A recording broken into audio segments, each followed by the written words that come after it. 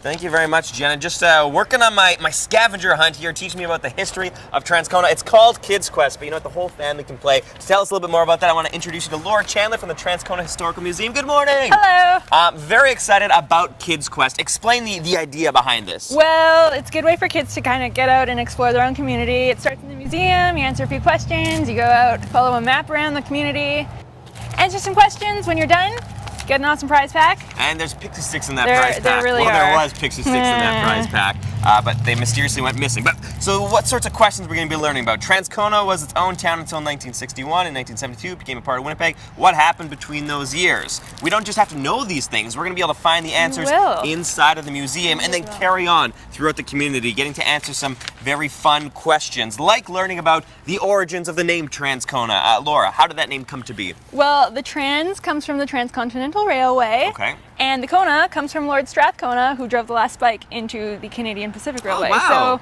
So, super railway town. Hey, I never knew that. And I've had a couple of visits to the museum, so you always pick up some new things here. That's really, really cool. Now, as part of one of the things in here, people on Kids Quest get to suggest their own name for Transcona. What's been the most creative entry you've seen so far? My favorite has been Ice Cream Kona.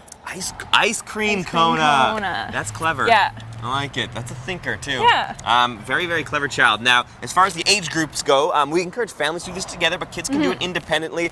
You have it broken down into like age-appropriate clues and questions, right? Yeah, and they all follow the same map, so families can do it together. Starting, what, 6 and under? 6 and under, 7 to 9, 10 and up. All right, good. So the whole family can learn a little bit about history, including the area that we're in right now, which has a very important historical marker buried somewhere in this park. Is a time capsule? Yeah. Tell me the story behind this. Well, we just put it together in 2012, and it's going to be open in 50 years. Bunch of cool stuff in there. What kinds of things did we sneak inside? We snuck inside, like newspaper clippings and a BlackBerry. Whoa, so kids in the future will be able to open this up and be like, what is this prehistoric device? No kidding. And right now the time capsule is hidden underneath the stage? Yep. All right, very, very cool. So as we get to learn, as we get to explore the neighborhood, we get to learn more about the history, including why Regent, the street just on the other side of us right now, was a particularly busy and dangerous street. What's the story behind that? Well, it was called the Double Strip because that was a place where 2 trains would cross each other, so it was a really dangerous place to stand because cars would be parking one way and parking another way, so there'd be cars entering over here and exiting over there, and it just not a pleasant place to stand. Very chaotic and dangerous for pedestrians. The Devil's Strip, was it? Wow, okay. So, getting to learn some more history and interesting things about the neighborhood, and a really cool way to do that is by taking part of the Kids Quest. Good for the entire family. Now, we should mention as well, there's something very cool that happens because the Transcona Historical Museum is just on the other side of the square right here, but 2 days a week, there's something very cool happening here, right? There's a farmer's market, and it's a lot of fun, and there's a fountain, and vendors, and we're there. That's very cool. So we're giving up free candy. All right, what, really? Yeah. Free candy?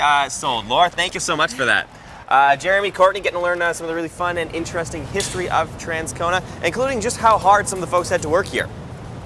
All right, please, it's a great idea, Drew.